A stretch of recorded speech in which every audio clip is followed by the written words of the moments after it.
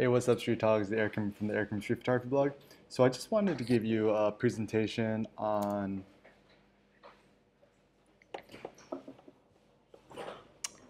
I perhaps think finding more personal meaning in your photography in your life. So for me, photography is all about a meditation on life and death. Whenever I go out and make photos, it's an opportunity for me to capture beautiful fleeting moments which are personally meaningful to me and trying to document that and record that in a forever moment. So this is a photograph I shot of my mom.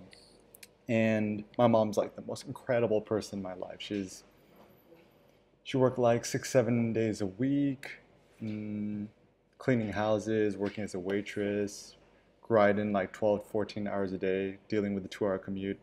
And it didn't help that my dad was also a chronic gambler and he would gamble away our rent money. Fun fact about story of Eric Kim, our family went bankrupt, and every single month I kind of grew up not knowing whether we'd have a place to live next month. So I remember my mom telling me, Eric, how old was I? Like 14, 13, 12? I don't remember. My mom was like, Eric, I just want to let you know that your dad just took away the rent money and gambled away. You, me, and your sister might have to go to a shelter next month because we might not have anywhere to live. And anyways, my mom to me is like the ultimate like meet of Virgin Mary meets Jesus. She's like, she sacrificed her entire life for me. And if the trajectory of life plays out the way it does, she's gonna die before I do.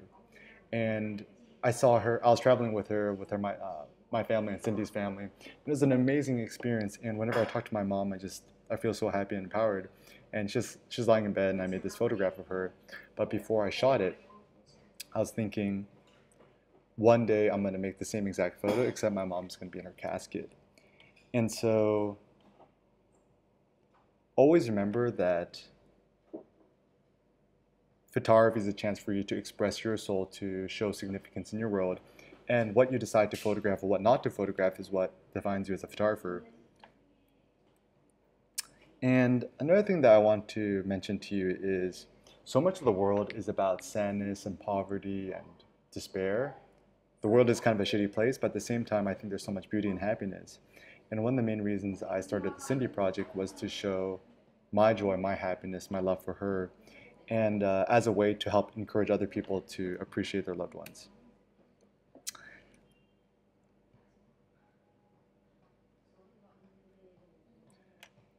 One of the philosophies I've been thinking about in terms of photography is this kind of concept of Benjamin Button. So for those of you guys who watch Benjamin Button, he's born as a child like 100 years old, and when he dies, he's like 1 year old.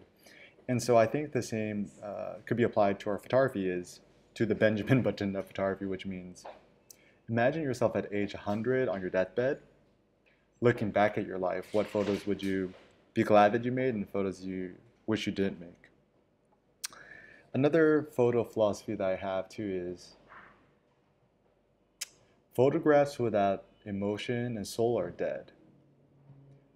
A lot of us photographers, myself included, kind of chase these nice little decisive moments in street photography or whatever, and you're trying to be clever or make funny photos or jokes or whatnot.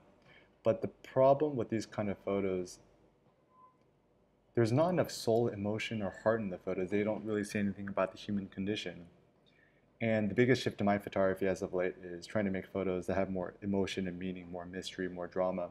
Photos that tug at your heartstrings or perhaps causes the strings in your heart to quiver a bit. One of the best ways you can make more meaningful photos, and especially in the streets, is try to make photos which are open-ended. Photos where the viewer can make up his or her own story. And my recommendation is when you upload a photo online or share it with somebody else, don't put these like titles like, you know, man at river lost in thoughts about wife, or like cheesy stuff like that. What I like to do is just Hanoi 2017, just title the date and the location, and let the viewer come up with his or her own interpretation. So I think also with great movies and film, the best is where there's a cliffhanger at the end and the viewer is able to make up his or her own story. What I think makes this photograph great is the fact that there's this drama of this man at the river, him looking at, I use the flash in the middle of the day, the flowers are well lit, The fact that you could see the subtle outline of his face, you could see his lips, you could see his eyelashes, lips. And I shot about maybe 30, 40 photos, and this was the best one at the very end.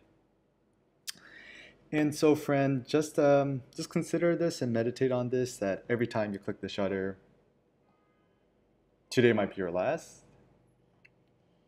Who knows, you might be walking across the street and there's somebody driving while texting, hits you, runs you over.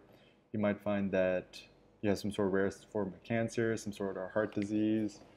I know people who are even under 20 years old have heart issues or are getting killed by drunk drivers. Like I remember something that really affected me when I was young was when I was maybe 16, 17, 18, I don't remember, but one of my friends, Simon Kim, great guy, him and his four of his buddies are just driving, and a drunk 18, a drunk truck driver with those huge 18 wheelers was drunk and ran a red, smashed my friend's car, and killed like all five of the guys inside there. And so yeah, just know that life is fleeting. Just ask yourself, look at the collection of your images, and would you be proud of the photos you made, and are your photos meaningful? I think that's the most important thing, is treat photography as a form of appreciation, of self-meditation, of finding beauty in the world, sharing that beauty with others. And to be happier in photography is to find more meaning in photography. All right, thanks for watching, guys.